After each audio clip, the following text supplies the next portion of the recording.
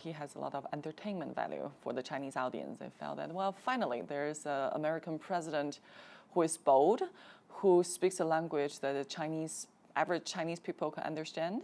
And they also feel, from the Chinese government's perspective, this is quite a mockery for American democratic system. That if this is the best candidate that the American democracy can produce, then indirectly it sort of shows that Chinese Communist Party may not be a very bad choice. So there is a sense especially in Beijing, that what's going on or what happened with the American presidential elections this year is an indirect support of the legitimacy of the Chinese Communist Party. So now we have President-elect Trump. What does that mean for China? China identifies a lot of similarities between the Chinese elite thinking and Trump's political philosophy. They love to see someone who is willing to negotiate with China, because in the past, one issue that the Chinese foreign policy folks have found particularly disturbing with the United States is there are a lot of matters of principle that the U.S. is not willing to negotiate with. And now we have a president-elect who says, well, I'm a businessman, I love negotiation, and I will negotiate with China on all these contentious issues. And the Chinese just cannot help but feel that this is exactly what we have been calling for a very long time.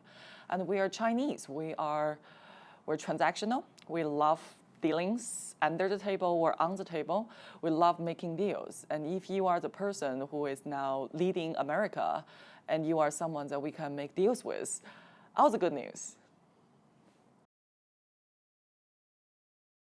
When China looks at the global responsibilities that China is asked to carry, China will pick and choose. And China will pick and choose those issues that are more important for China. So even if U.S. is going to retract its influence or presence in these regions, I don't see that China will be eagerly or actively going in to fill the power vacuum, because China also does not want an overstretch of China's own national power, and China faces plenty of problems domestically. I guess the conclusion we can draw is China will do more, but China will do more according to its own dictionary.